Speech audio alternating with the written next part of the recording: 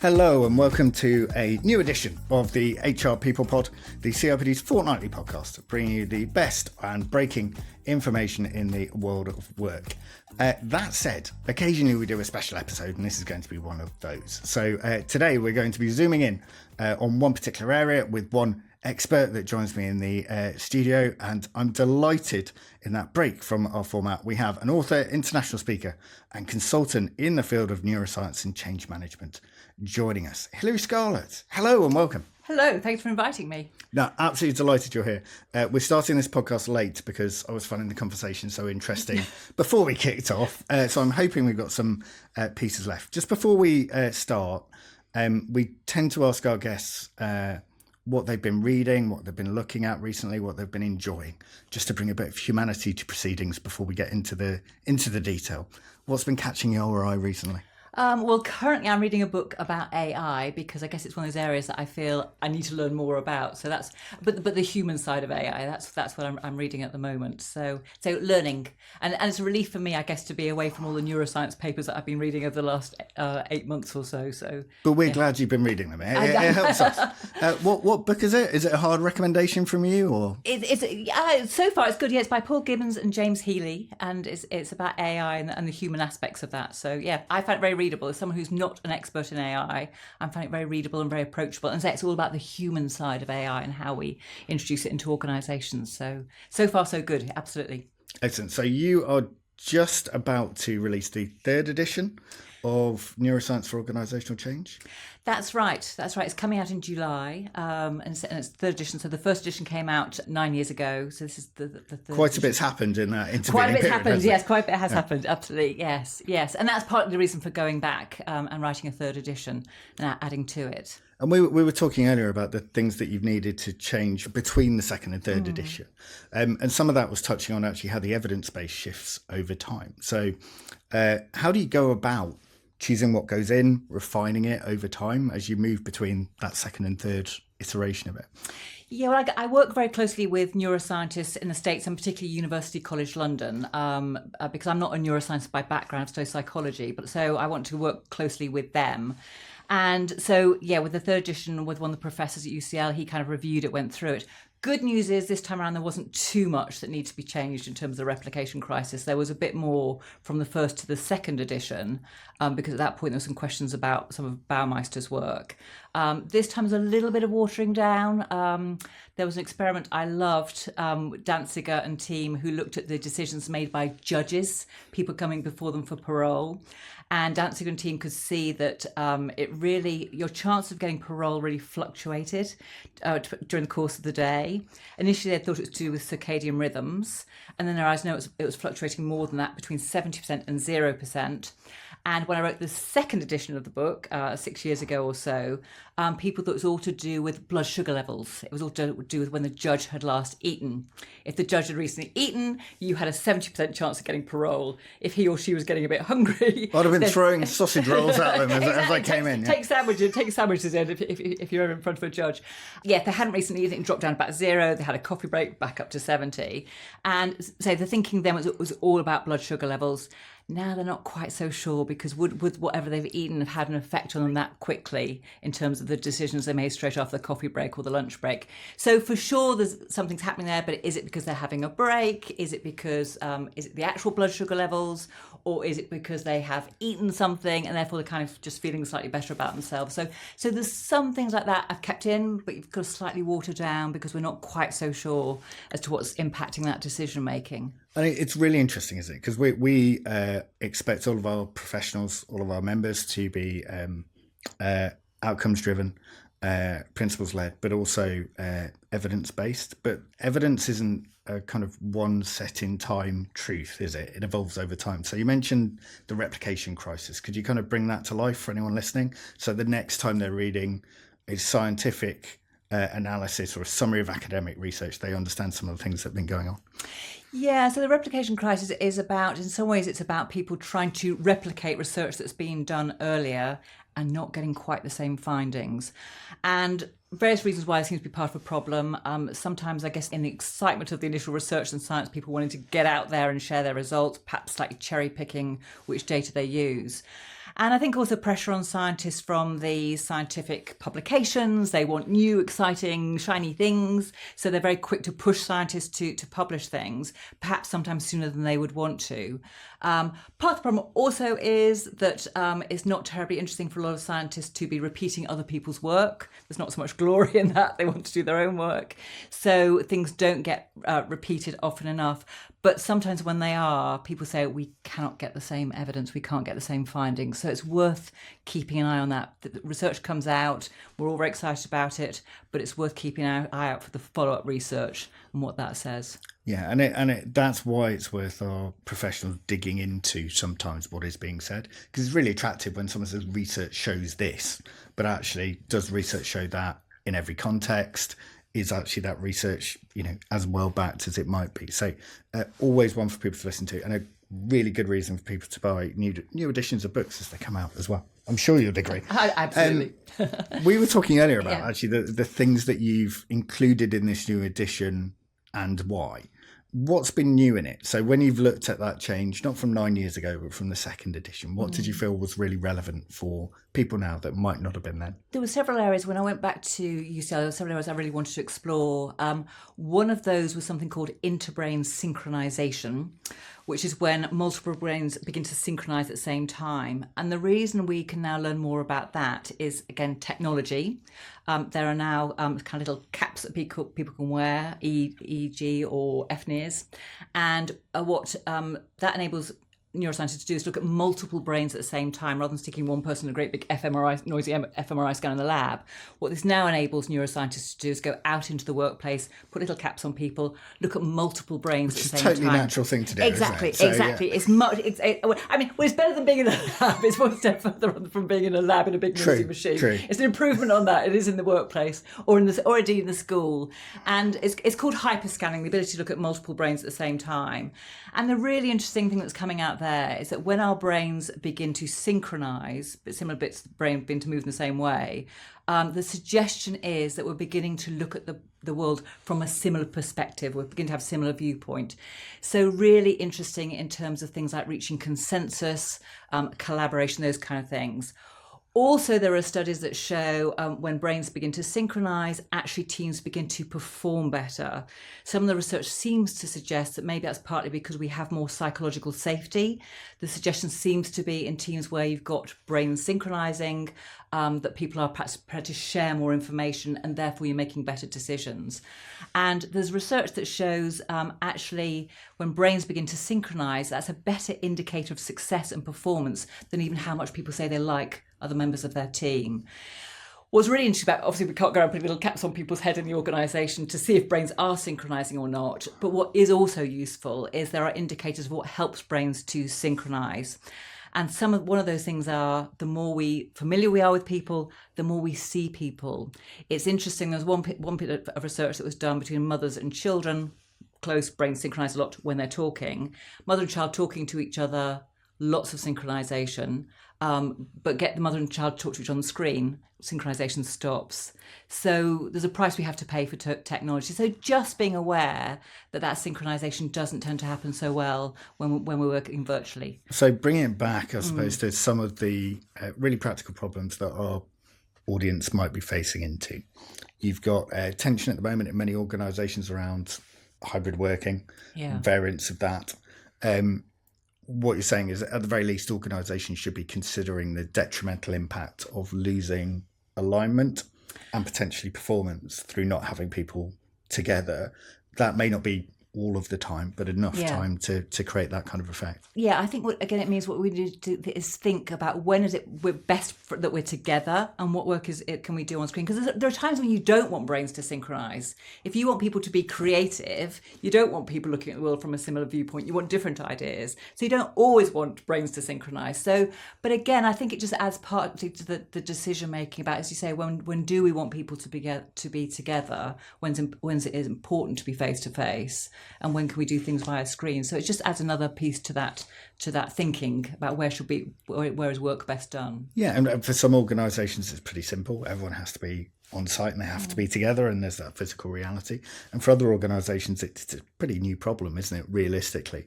Or it's a more pronounced problem. post-pandemic when different ways of working were forced. What else did you update in the book? What are new nuggets? Well, the other area I was really interested in is this thing called interoception, gut feelings. I mean, that feels like the Christopher Nolan film with Leonardo DiCaprio. It's not, though, is it? It's not quite that. But what it is, because we talk about having gut feelings about things, and one of the very nice things about neuroscience quite often is it does back up those things that we believe in, all those things we say. So interoception is this ability to pick up on our internal feelings. And there's research that shows that our bodies are often picking up information before we're consciously aware of it. And the thinking being there's so much information out there in the world that we can't possibly be conscious of all of it. But sometimes our bodies are picking up information. And there's a really interesting experiment done by Damasio 20 years ago, actually, where he got people into a lab. They had to play a game on screen, a card game. And they were told the 4 packs of cards. You've got to keep turning over cards and make as much money as you can. And people were wired up for skin conductance. We begin to sweat very slightly when we're a bit stressed. Lovely. And what people didn't know is 2 of these packs were bad packs in inverted commas. You'd get forfeits, you'd lose money. 2 were good. And they get to about card 10, turn them over, and they could see by card 10, when the cursor was hovering over the bad packs, people were beginning to sweat very slightly. But ask the participants what's going on, haven't got a clue. And it would get to further on, and then they'd be beginning to make decisions about going for the good packs rather than the bad packs, but they still weren't conscious of it. And it took to about card 50, I think, until people went, I get it, 2 the packs are bad and 2 are good. So it just brings home that point about our bodies picking up information of which we're not conscious of. And again, there's been some interesting studies in the workplace, famously with kind of city traders, that finding that city traders who are more in touch with their, in this case, their heart rate, actually made better decisions under pressure, lasted longer as city traders. So the suggestion seems to be that when we're in tune with our bodies, we can sometimes make better decisions under pressure. There's also research that shows it makes us better at emotional regulation, staying calm.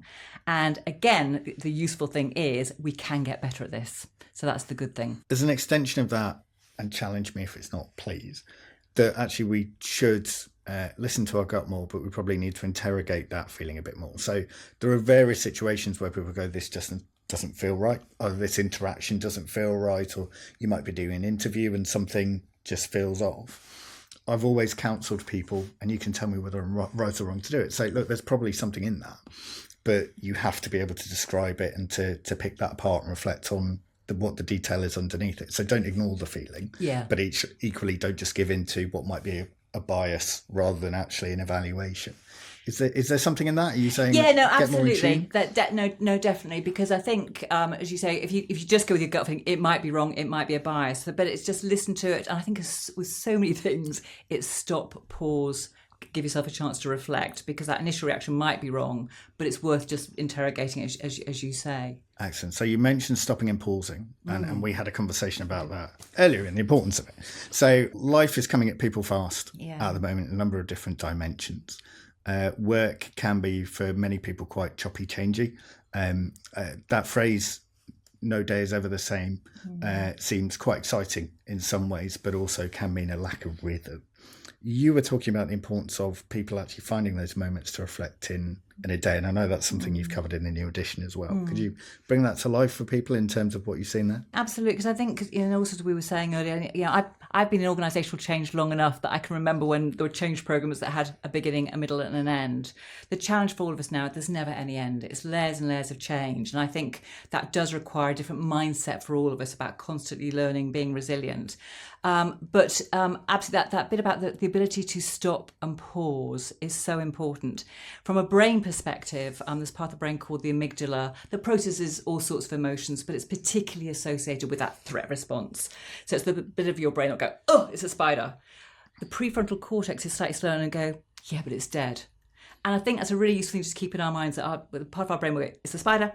Yeah, but it's dead. So just buying ourselves that moment, being in a meeting, if someone's been rude to you or thrown you or whatever, just finding that moment.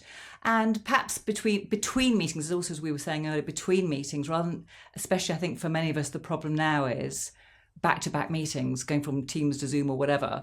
Again, some of my clients, what they're doing now is deliberately starting meetings at, say, 5 past or 10 past the hour, just to give everybody that break between meetings to allow them the brain to kind of settle.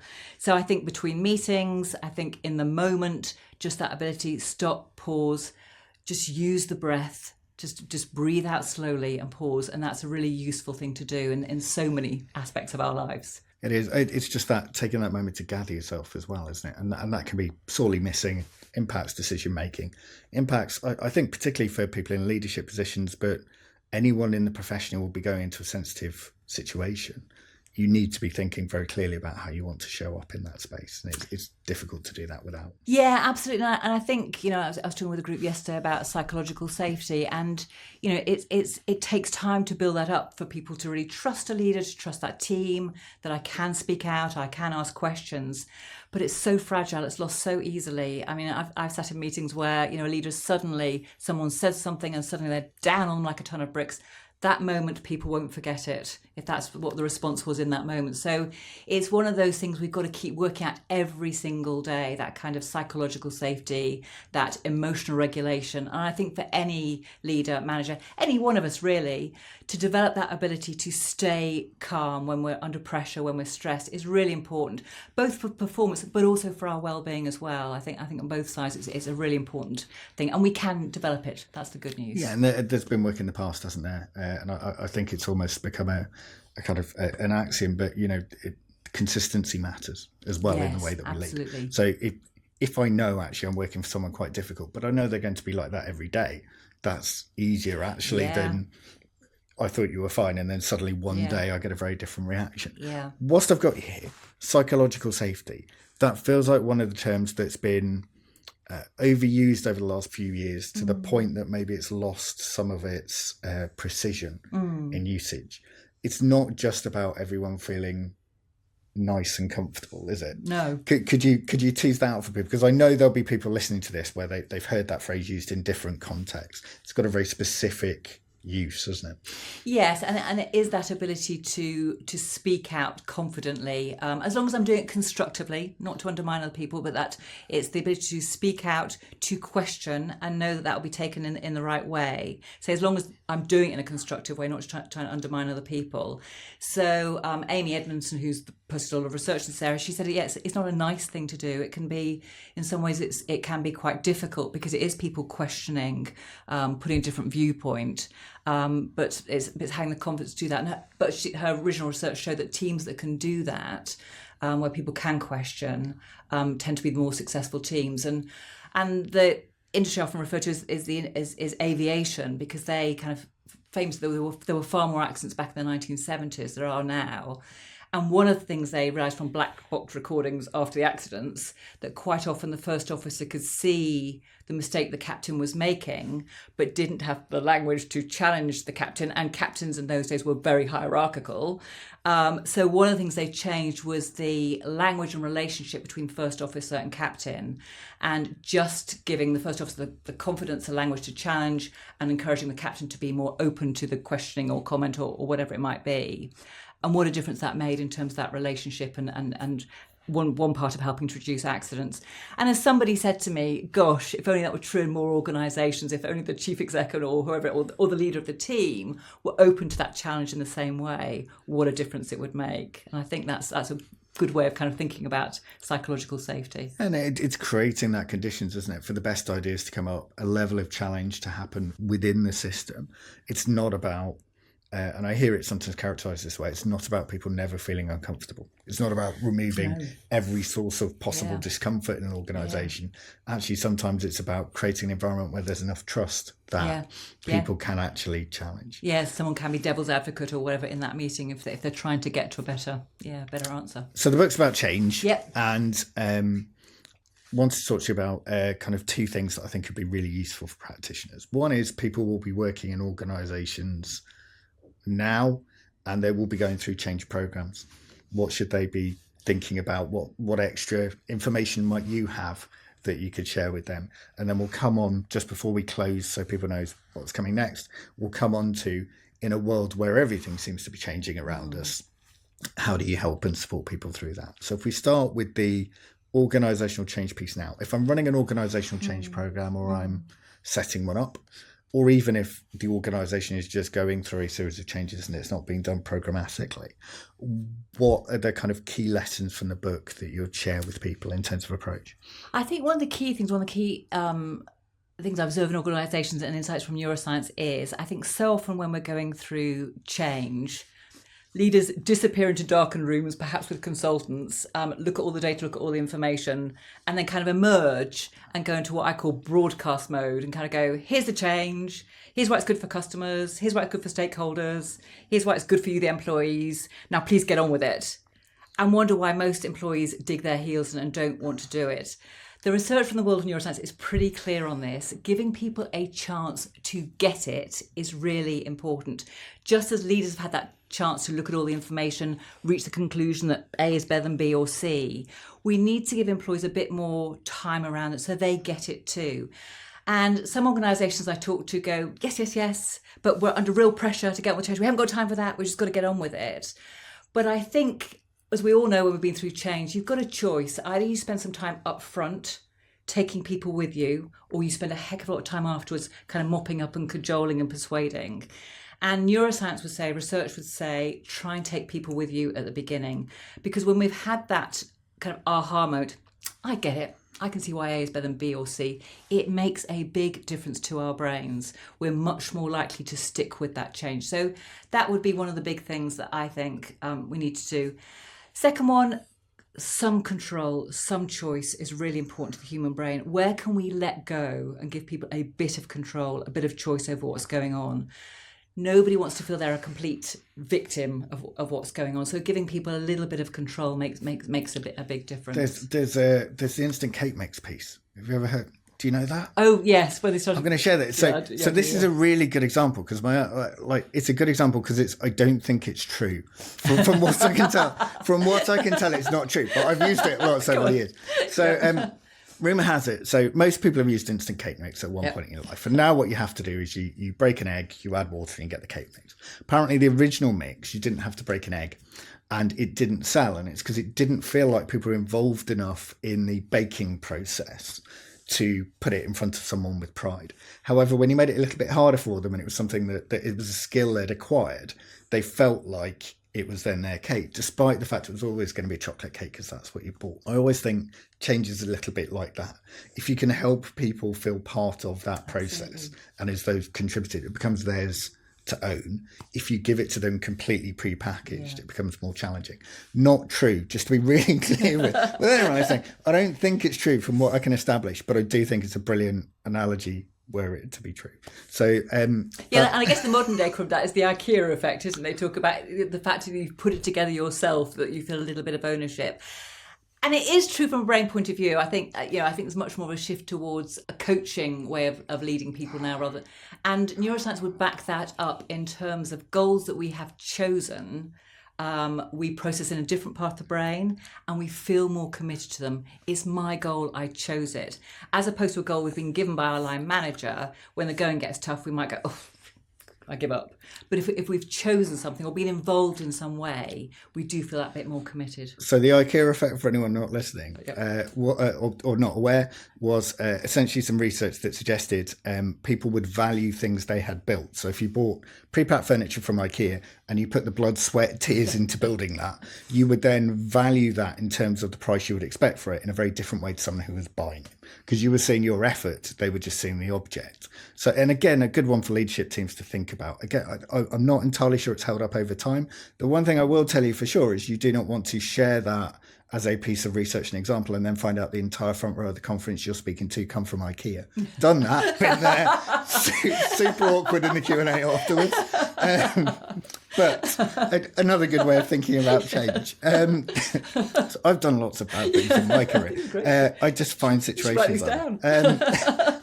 And that there was kind of the first two lessons. Have you got a third one on kind of organisational change? I think think you've got a whole book. The whole book.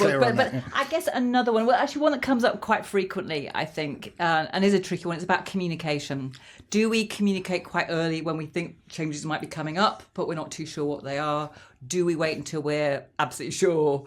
And there's no perfect answer there, I think. If you go early, you might have to make U-turns. I think we should allow people to make more U-turns, but we kind of frown on U-turns. If you go early, you might have to say, actually, we've got that wrong. But if you wait till quite late, I think as we all know, we don't like uncertainty, so we all gossip, we speculate, and because the threat state is strong in our brains, we're always speculating about how bad it's going to be around here in terms of the changes. And also people waste a huge amount of energy gossiping and speculating. So it's a tricky one, but I would say as much as you can, do tell people reasonably early, because otherwise they will be distracted, they will be gossiping. And I think in a world where there's not much certainty, giving people certainty where we can. So maybe just saying to people, okay, there's going to be change. I don't know what it's going to look like or how it's going to impact you, but I do promise you I will sit down with you every Thursday morning or whatever and tell you what I know or I don't know. So at least people have got certainty around that. And just a little thing, it was a bugbear of mine, is if you're calling a meeting, send an agenda. Just tell people what the purpose of that meeting is. I run so many sessions where employees say, leaders are going through lots of change, lots of uncertainty, lots of worry, and then a meeting suddenly goes into their diary. And of course, we all go, oh, what's it about? What have I done wrong? Is this redundancy? Just telling people what the purpose of the meeting is just settles the brain and allows people to focus back on their work. I've seen meetings go in to settle people down without clarity over what they are, and it panics people even more. It was just an update to say things are actually going okay. It's really interesting to hear you say that there is no right or wrong way of doing this. And I think anyone who's handled any scale redundancy or change process will know that you will have a mix of people who will say, depending on how you've done it, either you should have told me earlier because you knew it and I don't have enough time to process this, or I can't believe you told me this far in advance when you can't give me more clarity on what's coming next. And so if anyone is having to deal with that, I can kind of reassure you, and kind of Hilary said it now, that there are wrong ways to do it, but there isn't really a palatable way to do that. So your job is to make sure that you don't do it badly, to make sure that you are giving people empathy, compassion, space, and you're doing it in a sensible and considered way. But people will not be happy. There's no easy way to do it. The one thing I would say to people that on the whole, once we've got the bad news, that's better than the not knowing. It's the being in limbo, it's being uncertain that is so difficult for us. And I've seen lots of organisations going through change, and maybe jobs going or locations going. And once people have got the bad news, after that initial shock, they can kind of take back some control and make a plan. Okay, I'm going to be out of a job. I'm going to look at my CV. I'm going to start applying for jobs. So it's the not knowing that is so difficult for us. On the whole, once we've got that bad news, so we can get on and make a plan. Fantastic. So just bringing it to a close, but on epically bad news. So it's work is challenging for many people at the moment. Life has been challenging for many people over the last few years. And whenever you pick up a paper, open a website, normally there's some degree of uncertainty. And that could be geopolitical, that could be what's going to happen next with technology, a range of different things.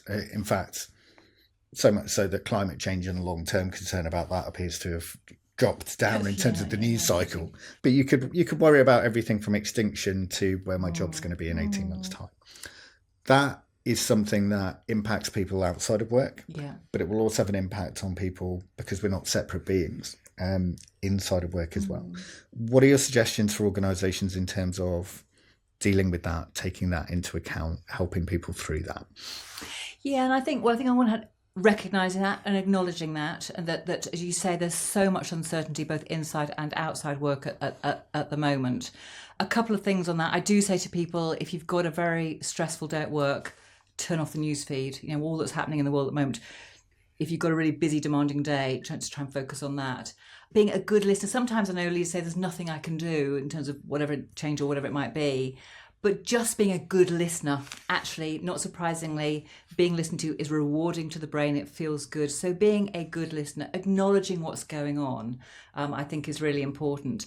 And just on a small level, I think if people are struggling, I talk to say to people about setting short-term achievable goals. If people are struggling right now with all that's going on, set people goals that they can achieve today. Because if we get to the end of the working day and can go, tick, I've done that, it feels good. We feel capable, we feel competent, and it sets the brain up to take on bigger challenges the next day. So it's one of those little things we can do if people are struggling right now is say, short-term achievable goals. Excellent. I like that. That feels doable, doesn't it? Yeah. And I assume that's setting people goals, but also for anyone watching now and they're feeling slightly overwhelmed, breaking things down into those smaller component parts. Yeah. So you can, as you say, tick it off, get that sense of achievement. I have been guilty in the past of writing things on my to-do list that I know I've already done and then crossing them off. Oh, I think lots of people do. I think lots of people do that. I'm glad to know I'm in good company. But it does just make you feel better about your day, doesn't it? Absolutely. And I think, at the end of the working day, reminding ourselves of what we have done and what we have achieved. Again, the human brain will always go to all things I haven't done or things I messed up or whatever. And again, one of the little things I say to people, just at the end of each day or start of each day, just think about three good things that have happened. And they can be quite small, that nice cup of coffee, the fact someone smiled at me, but just what we need to deliberately do. The brain will always go to the negative because that's what it's there to try and protect us and keep us alive. So what we've all got to deliberately do is counterbalance that and try and activate that reward network in our brain, which can be about, say, as small as just think of three good things. Remind yourself of the things you have achieved today is a really good way to kind of activate that reward network. Fantastic. Hilary, thank you so much for today. So Neuroscience for Organisational Change, the third edition comes out in July. Yes. So everyone can look out for that. If you are a CIPD member, then you get a 20% discount off anything published by Kogan Page, so giving you an extra reason to go out and buy that. We'll put some useful resources to the things that we've spoken about in the notes for the show, and we're here every fortnight, regularly talking to CPOs, senior members of the profession, about what comes next, but also with our series of guest stars with people like Hilary. Thank you so much for your time and attention today. Do try and follow up on some of the practical recommendations from today as well. Everything that's recommended has the opportunity to make a difference when you're doing a really tough job. I'm David D'Souza. This has been the CIPD's HR People Pod. See you next time.